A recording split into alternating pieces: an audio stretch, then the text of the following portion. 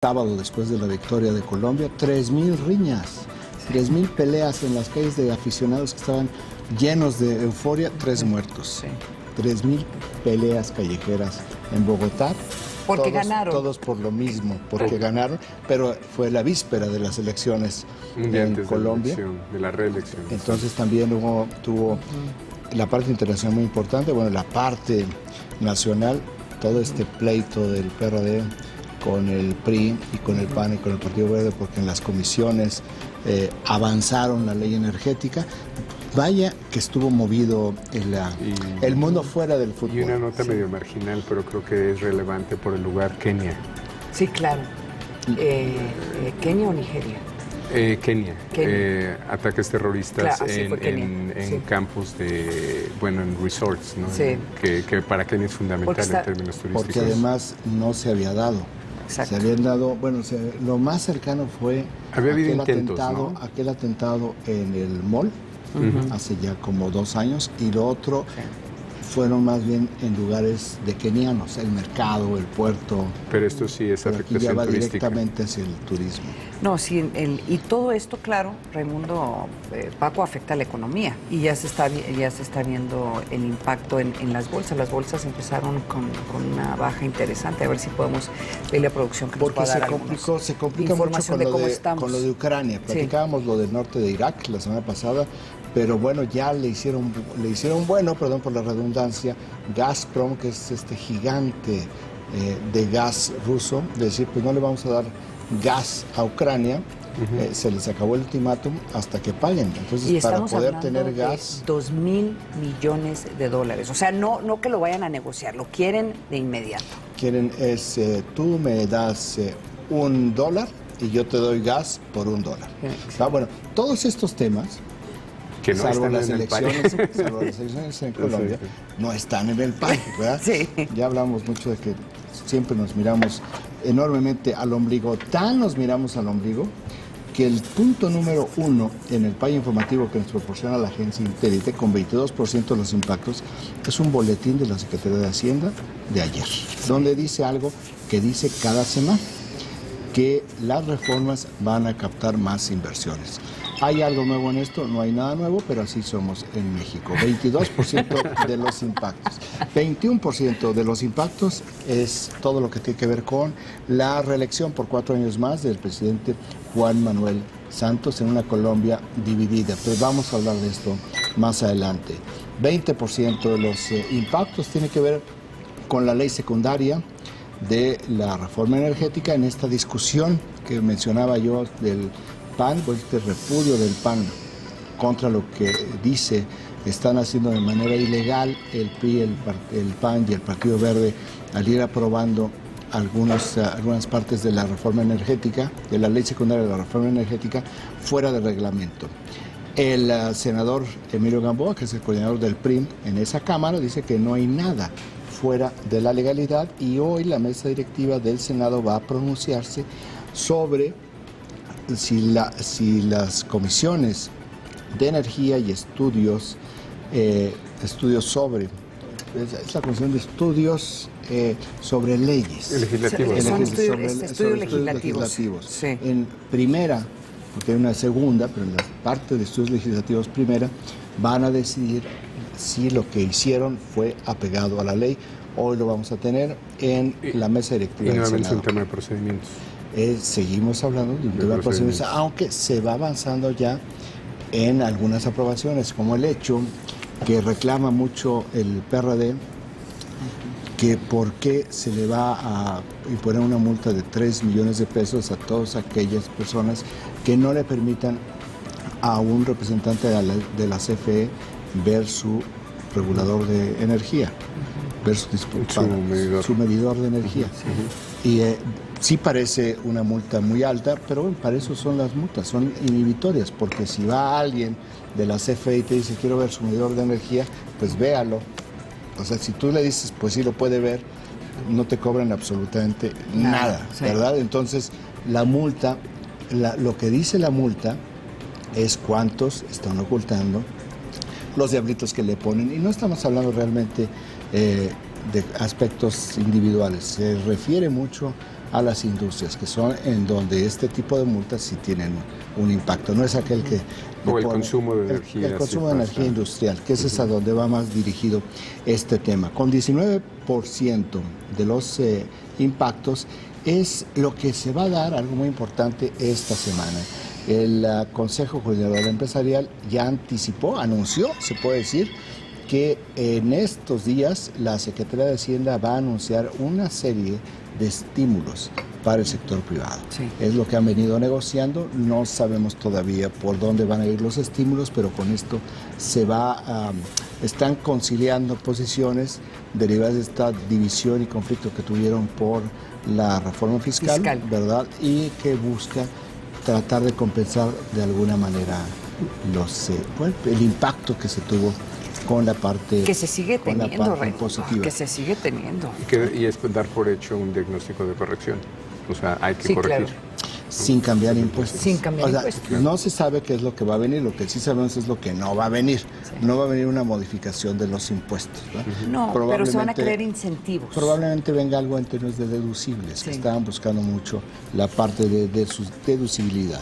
Y con el 18% de los impactos, si a alguien se le había olvidado que en el PAN sigue teniendo discrepancias, pues dijo el presidente de la Comisión de Telecomunicaciones, el panista Javier Lozano, que no iba a haber posibilidades de que estuviera lista la ley de telecomunicaciones para el 19 de junio, la ley secundaria de la ley de telecomunicaciones. Pero el presidente del PAN dijo al mismo tiempo, Gustavo Madero, el presidente del PAN dijo que sí iba a estar lista el 19 de junio. Que ya es común, ¿no? Que es en el PAN, ¿verdad? Bueno, si dijéramos el PRD que también dice que no va a estar lista, pues es como normal. Pero que dentro del PAN no se pongan de acuerdo los panistas sobre temas tan importantes como esto, bueno, pues entonces... Pero tampoco no nos sorprendería, ¿no? Vemos que no han terminado de resolver sus asuntos internos. Este es el PAI informativo que tiene algunas cosas interesantes y algunas cosas tan extrañas como un 22% para un boletín que se repite cada semana. Y como única nueva nota es Santos ganó la elección, porque todo el resto es al final notas que podrían haber sido del viernes y el jueves y el miércoles pasados. Oiga, vámonos a un corte comercial, regresamos, vamos a hablar sobre la reelección de Juan Manuel Santos en Colombia, no se vaya.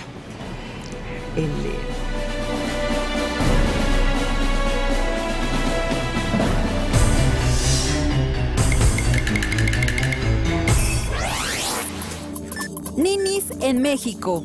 Más de 6.2 millones de jóvenes no estudian ni trabajan. En su mayoría son mujeres. El dato útil para comentar en el café.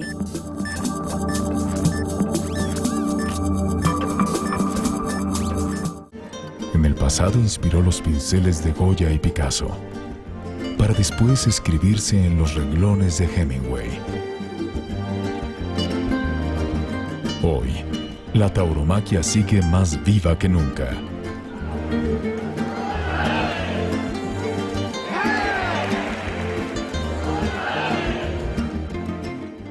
México Bravo, lunes 23 horas.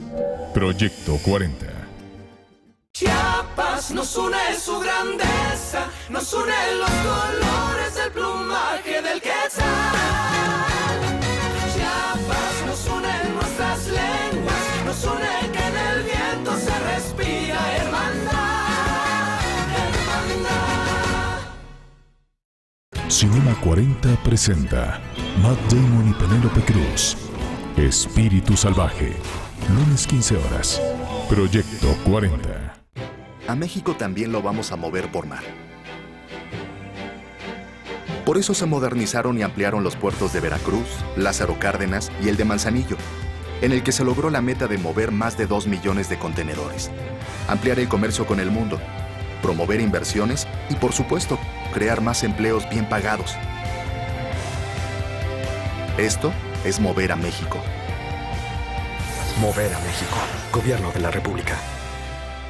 Todos los días suceden acontecimientos que cambian el rumbo de nuestro país. Infórmate de lunes a viernes a las 18:30 horas en Informativo 40 con Lili Telles. México tiene sed. Sed de nuevas ideas para llevar agua potable a todo el país. En Nueva Alianza impulsamos leyes que aseguren agua potable para todos, las 24 horas, los 365 días. Entra en alianzaporelagua.mx. Damos juntos el destino del agua en México. Nueva Alianza. Dios está viendo. Y es un Dios celoso. Los Borgia. Jueves 22:30 horas. Proyecto 40.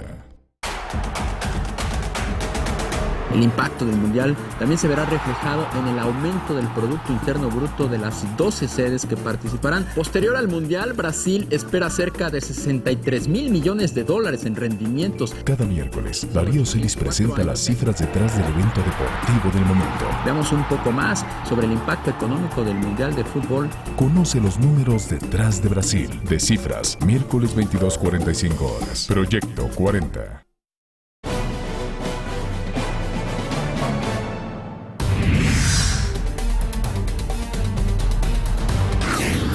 Juan Manuel Santos fue reelecto como presidente de Colombia. Santos, quien forma parte del Partido Social de Unidad Nacional, consiguió el 50.95% de los votos, mientras que su contrincante, Óscar Iván Zuluaga, del Partido Centro Democrático, solo obtuvo el 45% de los sufragios. Tras conocerse los resultados, el mandatario colombiano se refirió al proceso de paz que se debe seguir con las FARC, las Fuerzas Revolucionarias de Colombia, para ponerle fin a 50 años de violencia en el país. El mensaje de hoy es también para las FARC y el ELN, y es un mensaje claro. Este es el fin, y hay que llegar a él con seriedad y decisión.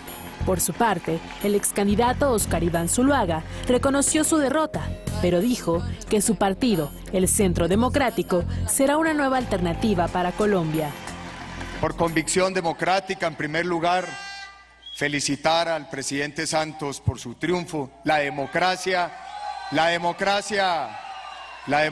consiste en esto. Hemos dado una batalla llena de ideas, de propuestas y de ilusión por Colombia. La segunda vuelta electoral de este domingo fue convocada desde el pasado 25 de mayo, cuando Zuluaga se impuso con el 29.26% de los votos frente a Santos, quien registró el 25.68% de los sufragios.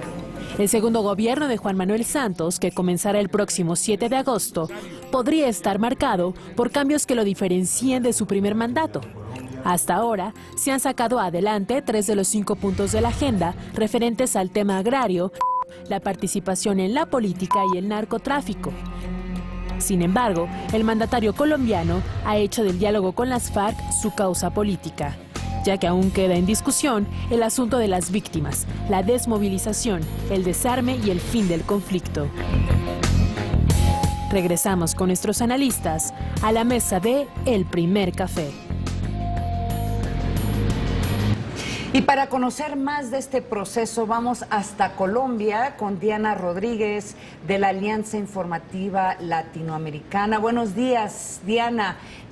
¿Por qué, te pregunto, por qué fue que ya en esta segunda vuelta Juan Manuel Santos tuvo un margen mucho más amplio de lo que se esperaba? Hola, buenos días. Pues dicen los analistas que el presidente Santos tuvo un margen mucho más amplio y superó a Óscar Iván Zuluaga, quien había ganado la primera vuelta, por las adhesiones políticas que tuvo durante estas 3 semanas de campaña. Recordemos que Clara López, que fue una de las también ex candidatas presidenciales en la primera vuelta presidencial, se adherió a su campaña, y asimismo todos sus votantes, también las personas de izquierda como Gustavo Petro, el alcalde de Bogotá, se unieron a la campaña de Santos, y esto resultó para él en una mayor cantidad de votantes aquí, por ejemplo, en la capital, donde había perdido adeptos, y también en el Atlántico. Diana, cuando hablas del Atlántico, te refieres a las costas, prácticamente en el Caribe. Ahí también hubo un gran avance del presidente Santos. Ha habido algunas críticas ya del expresidente Uribe, por ejemplo, que dice que fueron estas elecciones muy manchadas por la corrupción en términos de compra de voto, que fueron elecciones fraudulentas. ¿Qué tantas quejas y qué tantas denuncias en este sentido se registraron ayer y hoy al arrancar el día en Colombia? Bueno, pues con respecto a estas quejas de compras de votos, fue primero que todo el expresidente Álvaro Uribe quien lo había anunciado desde el pasado viernes, y ayer al culminar las elecciones se lo volvió a repetir. Dijo que estas elecciones habían sido manchadas por la corrupción, por la compra de votos y por la adhesión o la participación en política de funcionarios como alcaldes. Sin embargo, por ejemplo, Óscar Iván Zuluaga, una vez terminaron las elecciones, reconoció la victoria de Juan Manuel Santos, dijo que había sido una victoria limpia y que de eso se trataba la democracia, es decir, que ahí se puede evidenciar una ruptura entre el Partido Centro Democrático, pues Óscar Iván Zuluaga y Carlos Olmos Trujillo, quien era su fórmula vicepresidencial, dijeron una cosa y Álvaro Uribe inmediatamente dijo otra, salió completamente a arremeter contra el presidente Juan Manuel Santos.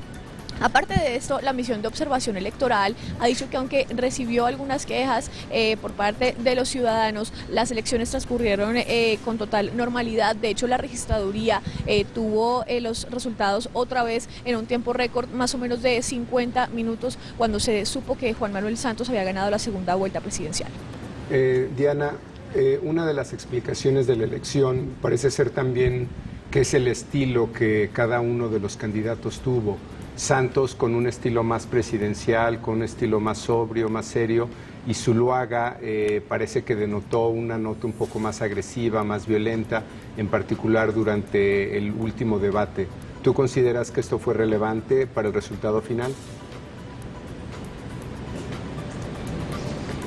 Bueno, pues sin duda para muchos el ganador en el último debate presidencial fue Juan Manuel Santos, en tanto que, como usted lo dice, Óscar Iván Zuluaga se dejó llevar por las emociones y empezó, digamos, a exaltarse durante el debate.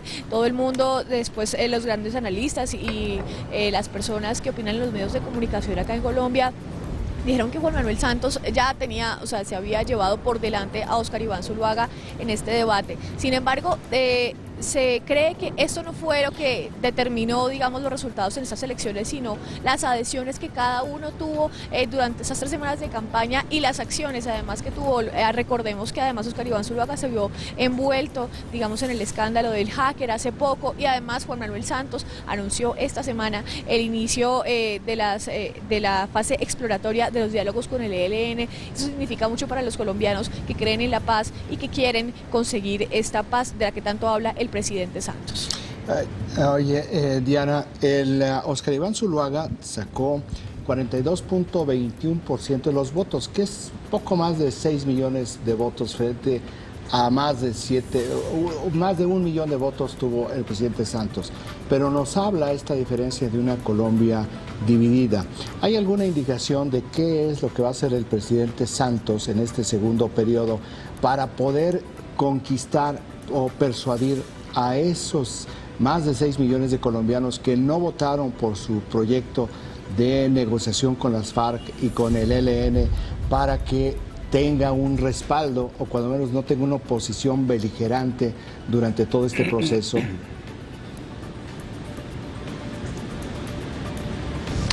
Bueno, definitivamente desde la primera vuelta se observó, se pudo evidenciar la división que tenía Colombia, porque aunque hubiera ganado Óscar Iván Zuluaga, estaba muy reñida la votación, y eso mismo, digamos, pasó aquí en la segunda vuelta, aunque con un número más amplio de votos.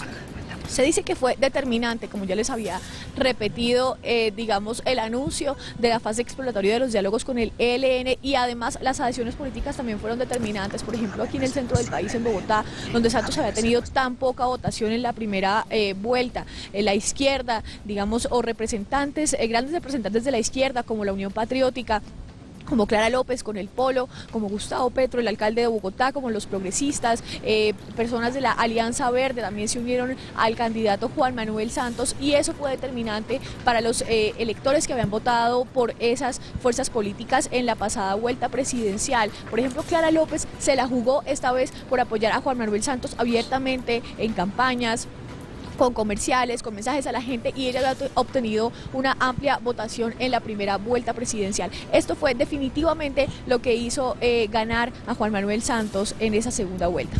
Oye, Diana, pues te agradecemos mucho que nos hayas acompañado esta mañana aquí en el Primer Café desde Bogotá. Muchísimas gracias. Gracias a ustedes. Que estén bien.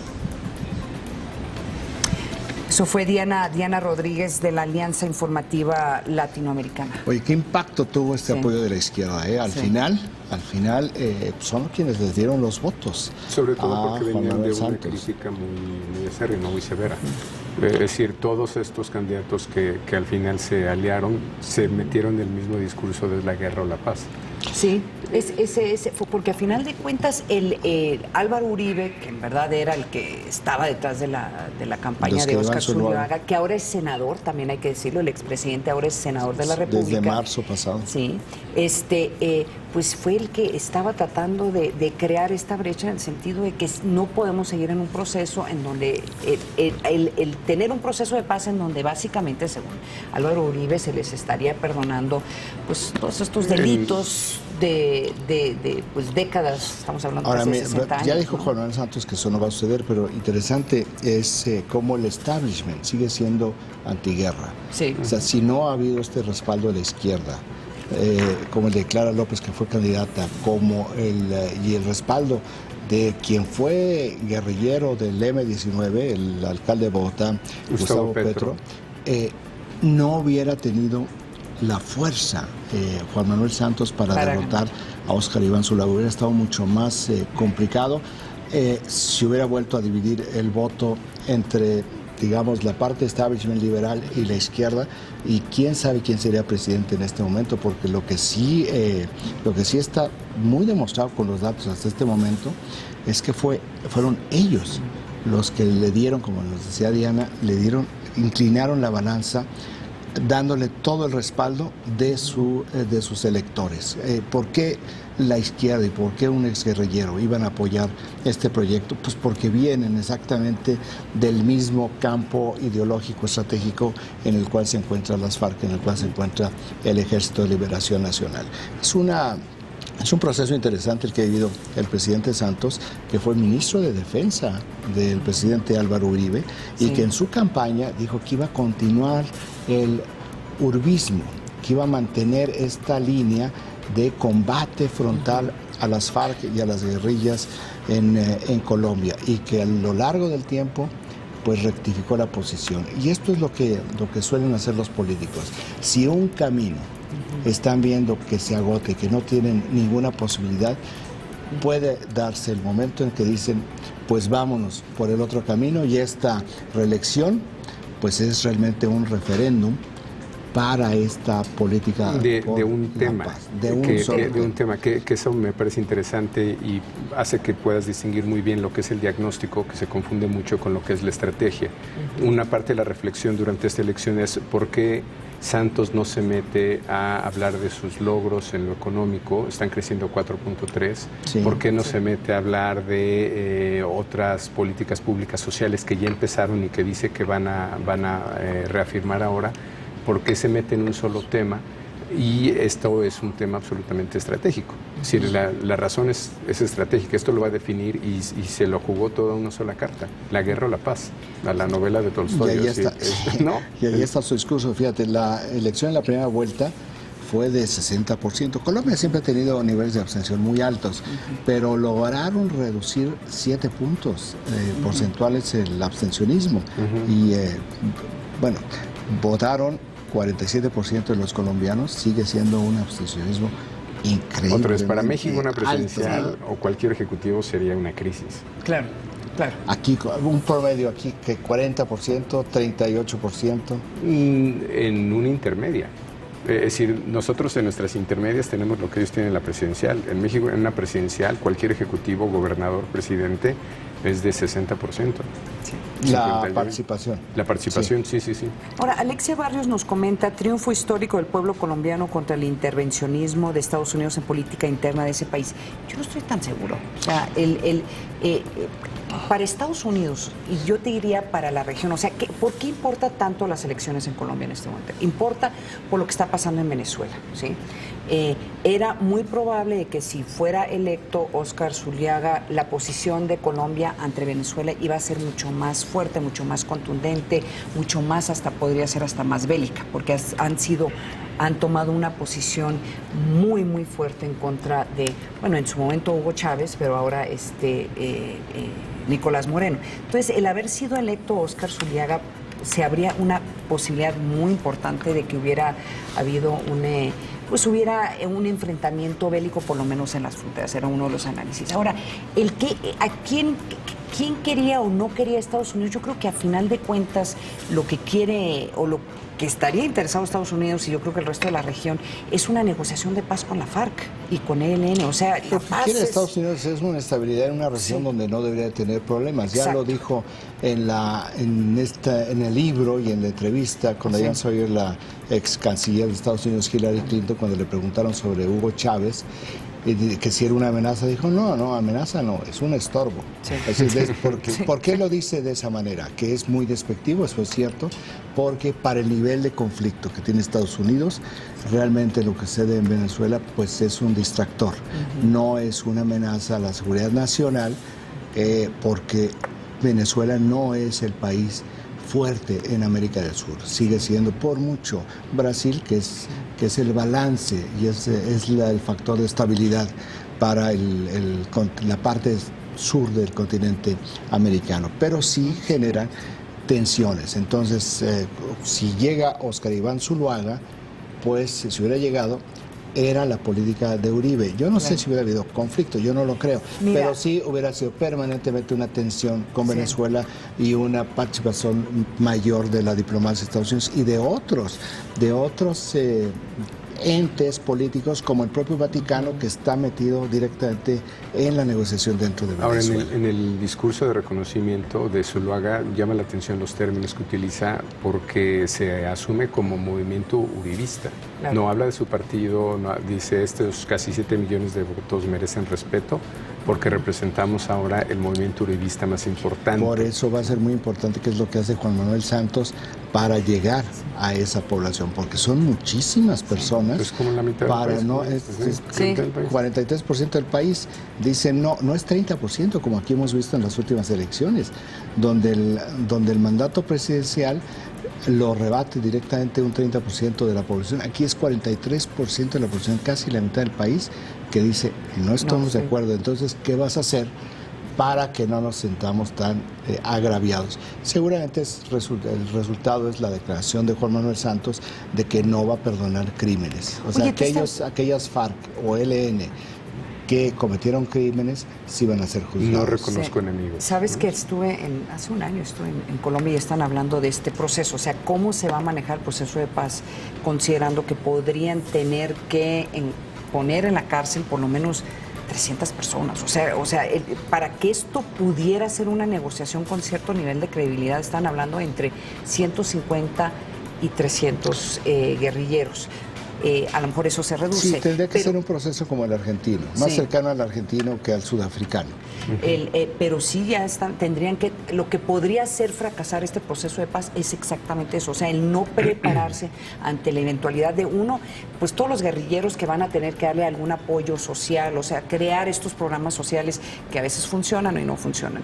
2, tener las estructuras en donde meter a los guerrilleros o a los líderes guerrilleros para pues porque se van a tener que entregar, y 2, un proceso, o sea, juicios en donde tendrían que comprobar sus delitos, y 3, el proceso de poder darle credibilidad a una negociación en donde es muy fácil, de una forma muy fácil se puede descarrilar matando 2 o 3 personas, que fue lo que sucedió. No mataron 2 o 3 personas, sino mataron una cantidad de guerrilleros que habían entrado en este proceso de paz. Entonces, del dicho al hecho, se comentaba en ese momento, pues hay mucho... Y eso como solución también marca una diferencia o un perfil entre los candidatos. Sí. En un artículo muy interesante en un perfil del país de este fin de semana, comparaba cómo las biografías de ellos los llevaban a estas políticas o a estas posiciones, y en particular hablaban de cómo había cambiado Santos cuando había sido ministro de guerra.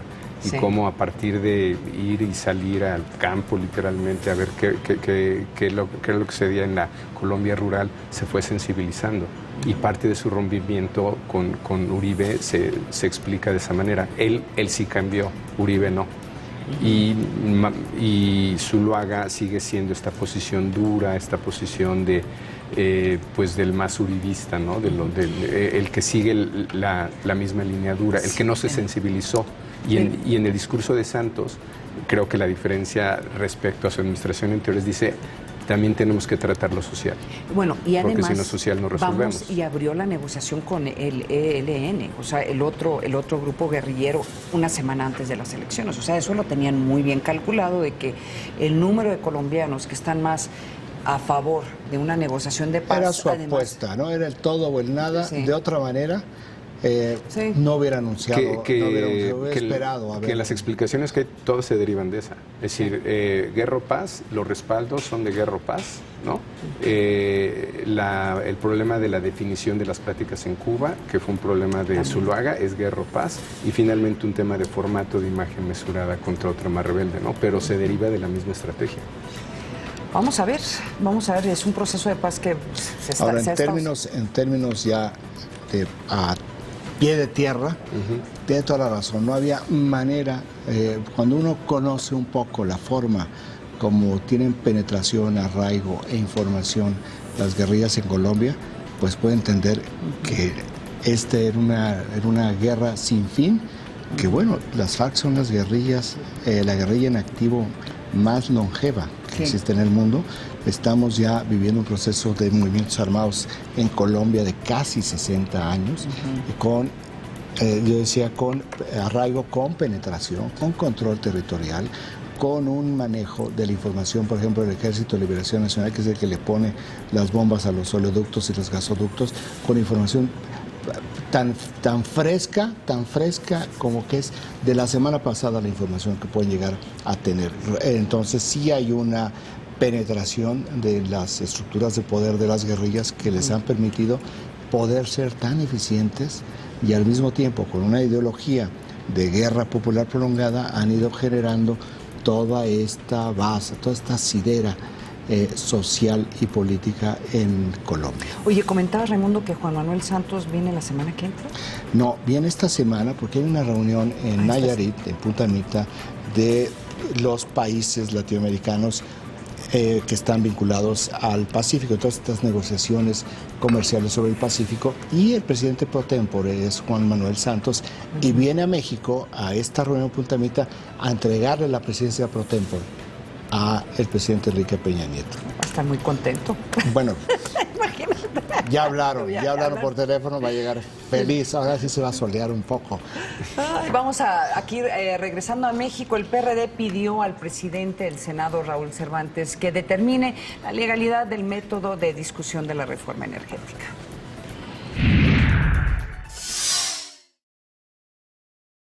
Sin la presencia del PRD y el PT, las Comisiones Unidas de Energía y Estudios Legislativos Primera del Senado avalaron el segundo paquete de las leyes secundarias de la reforma energética. En una sesión de 58 minutos, los legisladores del PRI, PAN y Partido Verde aprobaron en lo general y en lo particular los dictámenes que crean las leyes de las industrias eléctrica y geotérmica, así como las modificaciones a la Ley de Aguas Nacionales. Sin embargo, los legisladores del Sol Azteca reiteraron que el método de trabajo es ilegal, por lo que anunciaron que no regresarán al debate en comisiones. Informaron que retomarán la discusión hasta que el dictamen sea votado en el Pleno. Ahora el Partido Acción Nacional no está de acuerdo que nosotros regresemos. El Partido Acción Nacional quiere desahogar los asuntos sin el PRD. Él ha puesto esta condición al PRI y el PRI la ha aceptado. Las bancadas del PAN y el PRI negaron dichos señalamientos. El PAN no les pidió que se salieran de la sesión, nosotros no les vamos a pedir que regresen. Los que sí quisimos impulsar un nuevo modelo energético, no estamos en un chantaje, estamos en una mesa de negociación. De acuerdo con el proyecto de dictamen, La Ley de la Industria Eléctrica tiene por finalidad promover el desarrollo sustentable del sector y garantizar su operación continua, eficiente y segura.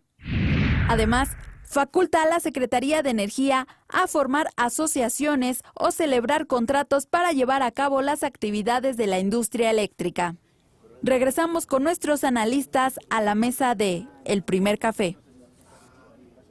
Bueno, aparentemente fue tal la discusión que estábamos comentando el viernes en la noche en el programa de radio, que casi se agarran de a golpes. O sea que fue una discusión muy fuerte.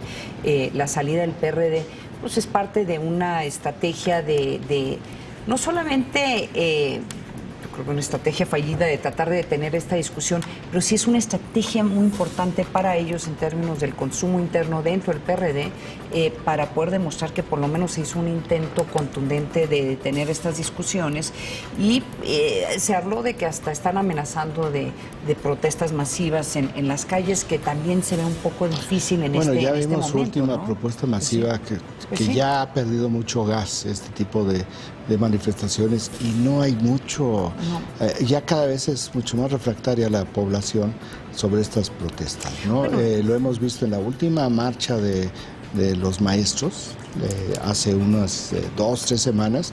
La forma como la hicieron fue: ya no vamos a meternos en un problema con la gente porque nos trae negativos. Hicieron su marcha, hicieron su protesta, expresaron lo que tenían que hacer, pero realmente no alteraron de una manera tan brutal como el año pasado lo hicieron, de tal forma que siguen en sus negociaciones, pero cuando menos ya se han reducido un flanco, que era la población.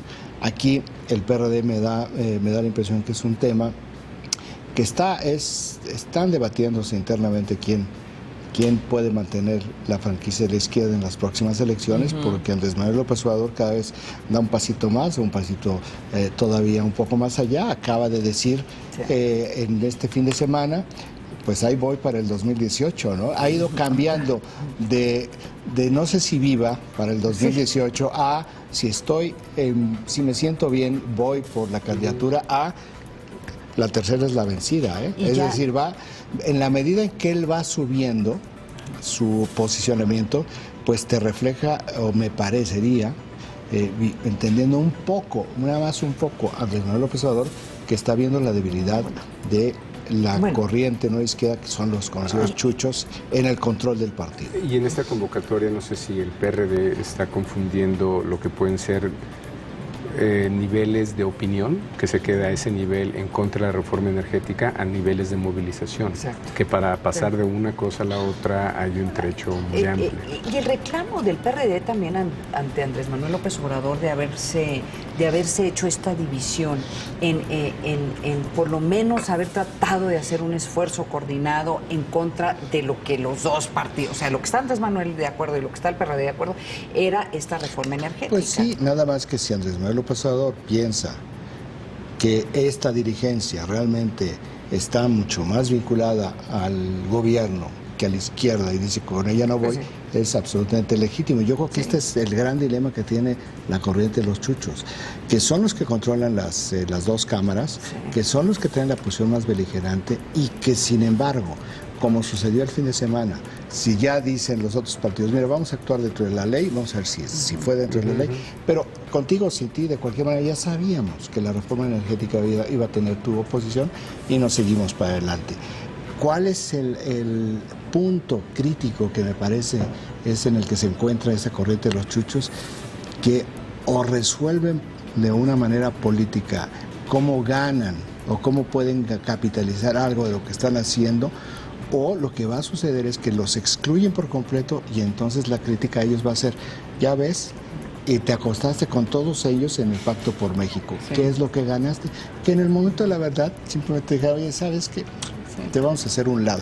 Entonces sí creo que aquí la corriente no izquierda no se está jugando la ley secundaria de la reforma energética, se está jugando realmente quién el próximo año, exactamente, en la definición de la izquierda, quién se queda con la franquicia de la izquierda, si no de manera determinante en las próximas elecciones por el tiempo, sí para el 2018. Ahora, nuevamente se convierte en una especie de códigos y señales de me paro de la mesa y nos vamos al pleno, y cuando, hasta donde entiendo, algunos especialistas dirían, el PRD debería estar preocupado por los controles de estas leyes secundarias, por la creación de órganos, es decir, porque batalla. Están no en ese debate.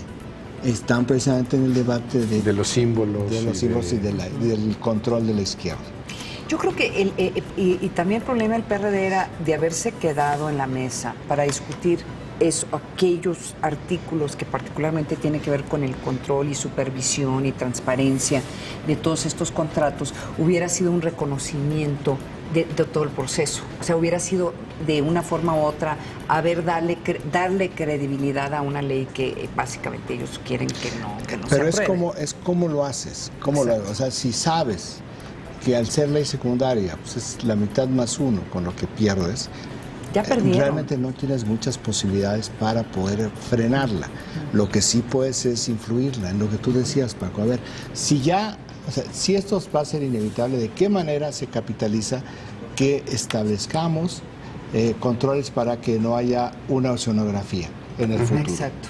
Para que no haya este tipo de abusos, este tipo de situaciones oscuras, por no llamarlas de otra manera, y que se cuide precisamente pues, lo único que tiene, bueno, no lo único, pero algo tan importante que tiene el país como patrimonio, que son sus hidrocarburos. Y finalmente la misma estrategia en diferentes formas. Cuando empezaron con el dilema de o fútbol o debate, así como ¿desde cuándo estamos en una democracia de vínculos abiertos donde la gente, porque está interesada en el debate, no tiene representantes? Para eso están los representantes. Ese es el sentido clásico que se preocupen. Es una democracia representativa. Sí, claro. O sea, los que deben de trabajar son ellos, no la gente. Pero en ese falso debate es poner como si de veras la ciudadanía tuviera algún mecanismo para que en el momento que se entera de algo lo puede accionar o lo puede activar y tiene que estar en el debate. Es una serie de falsos dilemas, me lo parece, en términos de cómo funcionan los mecanismos con los que se gobierna y se toman decisiones contra lo que está diciendo, yo creo, esta izquierda. Sí, la izquierda se maneja ni siquiera conceptualmente en lo que ya en algunos países, como en Europa, se le conoce como democracia líquida, que es ya, así se le conoce, cuando la ciudadanía, o sea, reconociendo todos los nuevos actores sociales y políticos que existen fuera de los partidos, fuera de las instituciones, sí están creándose ya mecanismos para que una sociedad organizada pueda influir. Pero no existe eso en México. Por eso es este falso debate. Entonces, el PRD actúa como si hubiera en México una democracia líquida, cuando ni siquiera conceptualmente la gran mayoría de ellos entiende todavía esta siguiente fase, que quién sabe cuándo llegue, pero llegará de un sistema de organización democrática. Bueno, vámonos a nuestro tema para comentar del fin de semana. Se agrava la crisis en Irak. Se dieron a conocer estas imágenes impactantes de una matanza colectiva de lo que parece que son soldados iraquíes. Veamos.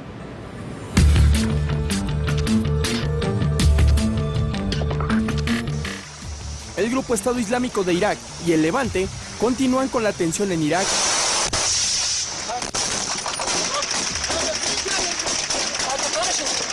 Este fin de semana bombardearon la localidad de Tel Afat, cerca de la frontera con Siria. El saldo, al menos 5 muertos y 35 heridos. A ello se suma que este grupo extremista se adjudicó el asesinato de por lo menos 1.700 soldados iraquíes. Esto luego de que se difundieran fotografías de una matanza colectiva. Además, dieron a conocer videos de sus incursiones aéreas contra blancos estratégicos. Pero el gobierno iraquí no solo tiene que enfrentar dicha ofensiva militar, sino también a terroristas suicidas. Este domingo, un atentado en Bagdad dejó por lo menos 9 muertos y otros 20 lesionados. Tal crisis ya pisó el Vaticano. Después de su oración dominical, el Papa Francisco pidió seguridad, paz y reconciliación para el pueblo de Irak. Sto seguendo con viva preoccupazione gli avvenimenti di questi ultimi giorni in Iraq. Invito tutti voi ad unirvi alla mia preghiera per la cara nazione irachena, soprattutto per le vittime e per chi soffre maggiormente le conseguenze dell'accrescersi della violenza. A su vez, cientos de voluntarios se han ofrecido para unirse al ejército y a milicias integradas por civiles para defender su territorio. دعوة المرجعية دعوة صادقة وأمينة للحفاظ على وحدة العراق وهذا الوقت هو مطلوب من المرجعيات حث الشعب على المقاومة وعلى الجهاد وعلى حمل السلاح. Además, el gobierno estadounidense anunció que va a evacuar a parte de su personal en la embajada de Bagdad. Regresamos con nuestros analistas a la mesa de El Primer Café. Esto obviamente va a ser uno de los grandes temas de la semana. Por una parte, este conflicto ya está impactando los mercados, es parte de la razón que hemos visto una baja en las últimas horas de varios de los mercados mundiales. Está cambiando la discusión en Estados Unidos sobre Irán. Ya ves que había iniciado Barack Obama una negociación con Irán sobre su capacidad nuclear. Pues ahora están diciendo, ¿saben qué? Los republicanos que estaban criticando a Barack Obama por esa negociación, ahora están diciendo, ¿saben qué? Tenemos que sentarnos con los iraníes a hablar específicamente sobre este tema porque les afecta a ellos y tal vez van a poder encontrar una coalición ahí en contra de este grupo. No les afecta a ellos. Históricamente los iraníes han financiado a estos grupos. Pero decir, no este. Pero no este. Bueno, han financiado estos grupos en esta eterna división de chiitas contra sunis derivado de un mal diseño, un diseño ante copas de vino entre Francia e Inglaterra después de la Segunda Guerra Mundial, que eso es lo que trae de muchas maneras estos problemas, y por esa razón, como tú decías, Paco, es que este frente ya es un frente islamita Irak-Siria. O así se declaran como Estado, ¿no? Entonces, estamos hablando de este tipo de unificación territorial, cultural, histórica que tienen. ¿Cuál es el problema? Pues sí necesitan a Irán como un factor de equilibrio. Estados Unidos necesita pactar con Irán como un factor de equilibrio para resolver hoy podemos decirlo claramente, tontería estratégica de George W. Bush de meterse a Irak y derrocar a Saddam Hussein. Su padre, que estuvo en los suburbios de Bagdad, no lo hizo porque al momento de quitar a Saddam Hussein no tenían con quién reemplazarlo. Sí. Bueno, pues ya se vio que el hijo Bush tampoco tenía con quién reemplazarlo, pero le ganó las ganas y el odio de tumbarlo y tiene metido a Obama, al presidente Obama, en el dilema que él no comenzó. Ya el Departamento de Estado ordenó la evacuación de la Embajada de Estados Unidos en Bagdad. Cuando uno sabe que la Embajada de Estados Unidos en Bagdad, como los organismos internacionales, como todas las embajadas, están dentro de una zona murallada, blindada, y que esa zona blindada ya no sea segura, quiere decir que la guerra interna ya tocó las puertas de la capital. Esa embajada es una de las embajadas que está en situación de guerra. O sea, no es una embajada donde vienen traen a sus familiares, traen a sus hijos. Es una embajada donde están los que tienen que estar. Es una embajada, aunque es muy grande, es una embajada en donde tienen los que tienen que estar. Y es una fortaleza. Es una fortaleza. Entonces, si una fortaleza dice hay que empezar a evacuar la fortaleza, es que tu fortaleza sí puede caer. Ya el presidente Obama dijo, no vamos a meter fuerzas terrestres a Irak, es decir, para que no se me pongan nerviosos en Estados Unidos, y están evaluando qué tipo de acción van a tomar, y el tipo de acción solamente se ubica en la utilización de drones. En la utilización de drones y en la negociación con Irán, y también van a tener que hacer una negociación distinta, van a tener que meterse en Siria. Sí. Aquí lo que no quería Estados Unidos, que estaba dejando que las fuerzas rebeldes en Siria fueran debilitando, degradando al presidente sirio, que no lo pudieron hacer, y bueno, van a tener que volver a replantear con esas personas con las cuales no quisieran sentarse a la mesa, pero viendo costo-beneficio, que es más importante. En esta parte de Irak, tú lo mencionabas, Paco, es la segunda región petrolera más importante. El norte, ¿no? Más importante de Irak. Y el segundo productor del OPEC. Entonces, cuando dicen los mercados, pues por supuesto, pues esta es la razón. Exacto. En cobertura me llamó mucho la atención la del Washington Post, porque en su encabezado y en un mapa te dan una idea de la gravedad. Dice, hablando del desalojo como de la embajada, como la primera vez que decrece el personal en Bagdad desde la invasión de 2003. Y segundo dato, en un mapa me parece muy útil para hablar de la República, del Estado Islámico, Siria, bueno, ves Siria, ves el norte de Irak y dices, claro, esto tiene un sentido logístico y estratégico. Por eso mencionaba lo del reparto de la delimitación de fronteras que hicieron Francia y el Reino Unido después de la Segunda Guerra Mundial, que destrozaron el Medio Oriente. Oye, y también es un fracaso de la capacidad de Barack Obama, o lo que trató de hacer Barack Obama con su política de fortalecer las instituciones lo suficiente como para que pudieran salir de Irak. Lo que acabamos de ver es un fracaso. Crear un estado no, pero aquí el ejército, ¿no? O sea, mataron a 1.700 soldados. O sea, en esta masacre todavía no sabemos cuántos, porque no han podido comprobar la veracidad, pero no sabemos si la fotografía es real. Tiene que ver con lo que dice. Lo que sí es que todos los medios en el mundo la están difundiendo. Nos vamos a un corte, no se vaya. Pero grave.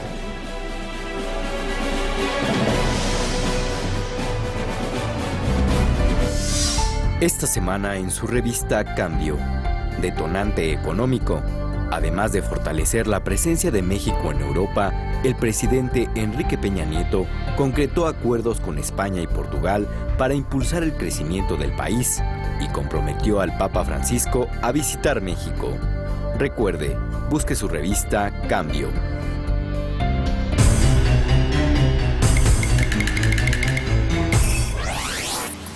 Ninis en México. El 17% de los jóvenes no estudian ni trabajan. Solo 2 de cada 10 concluyen sus estudios universitarios.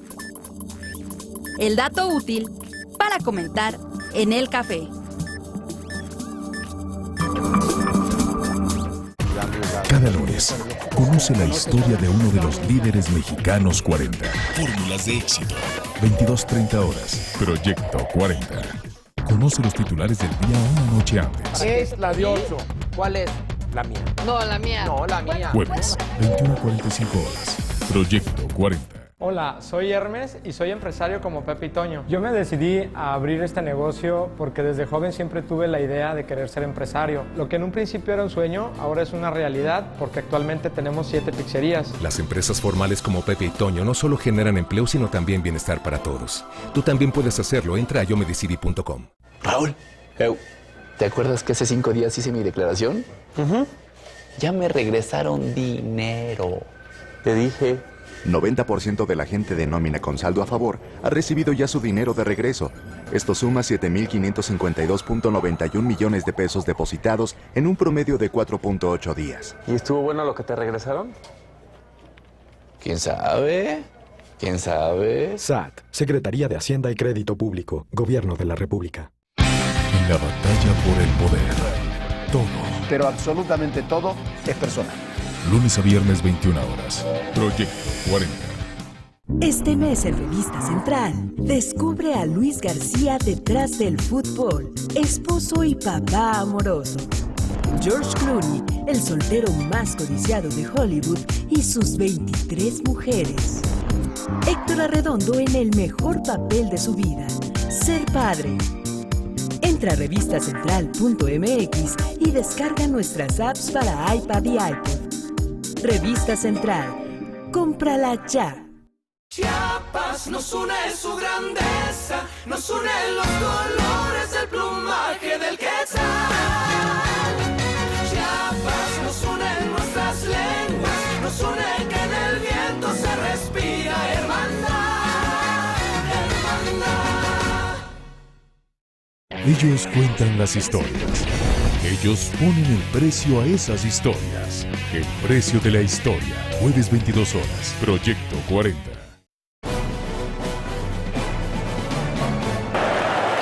Grandes emociones se vivieron este fin de semana durante la Copa Mundial de la FIFA Brasil 2014. Ayer la escuadra argentina logró la victoria frente a Bosnia-Herzegovina con un marcador de 2-1. Lionel Messi fue el encargado de firmar el triunfo con un golazo en el estadio de Maracaná, en Río de Janeiro. Francia fue contundente con su presentación en la cancha derrotando a Honduras. 3-0. Mientras que Ecuador perdió ante Suiza 2-1 en el cuarto día de esta justa futbolística. El sábado la Arena Pernambucano de Recife acogió el duelo donde Costa de Marfil venció a Japón. Los nipones abrieron el marcador, pero la escuadra africana remontó 2-1. En otro encuentro, Italia batió 2-1 a Inglaterra. Los italianos abrieron el marcador, pero en el segundo tiempo apareció Super Mario Balotelli, quien definió el triunfo para la escuadra azurra. La selección de Costa Rica sorprendió a Uruguay tras un marcador de 3-1 en el Estadio Castelao. La anotación que definió el triunfo costarricense fue obra de Marcos Ureña al minuto 81. Igual de sorprendente fue la actuación de Colombia sobre Grecia. La escuadra colombiana regresó tras 16 años de ausencia y ganó 3-0. El viernes la Arena Pantanal fue el escenario de la victoria de la selección chilena sobre Australia.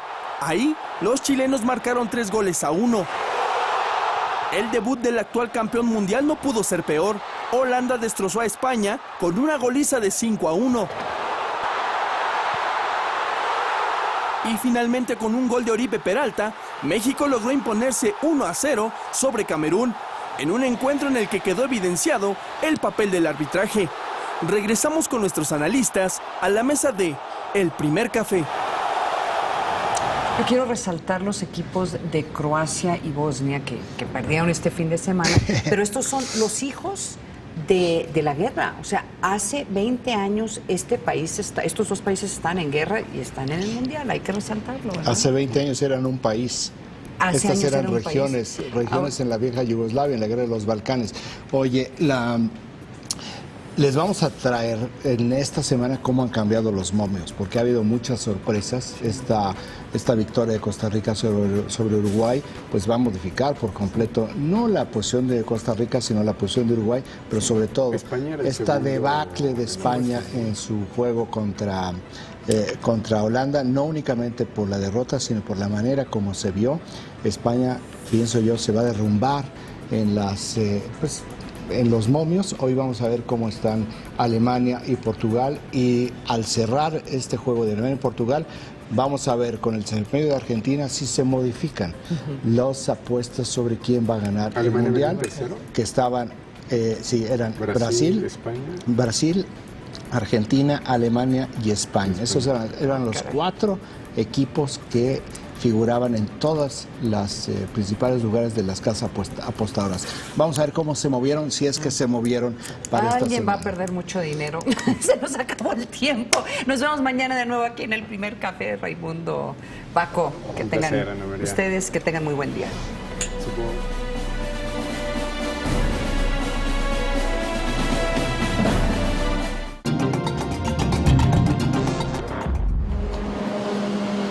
Si le pudiéramos mostrar los rostros de los niños que buscan asilo en Estados Unidos, usted vería su incertidumbre y su miedo. Son niños, los menores de 8 y los mayores de 15 años, todos siendo ahora transportados a los centros de asilo en los que Estados Unidos los está ubicando en el sur, no solo en Arizona, sino ahora aquí también, en Oklahoma.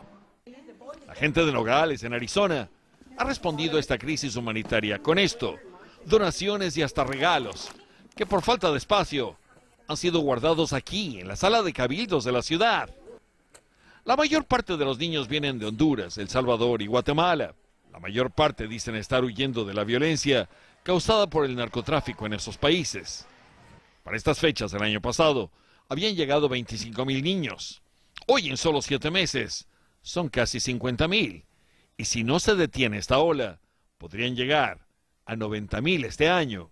There are, for example, reports of some rumors circulating in some of these countries that if you are able to get here, you're going to be able to stay, and that's something we need to address with those governments. El senador Marco Rubio dice que lo que pasa es que muchos periódicos están publicando fuera de Estados Unidos que lo que pasa es que estos niños saben que se van a venir a quedar precisamente por la cuestión de los soñadores. Mira, eso es lo que le llaman en inglés talking points de los republicanos, que eso es lo que dicen, ¿verdad?, para tratar de agitar el pueblo americano en contra de los emigrantes.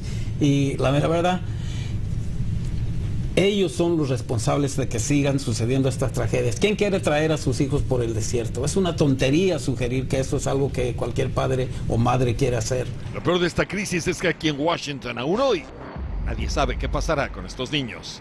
Con todas las caras y todas las voces, soy Armando Guzmán.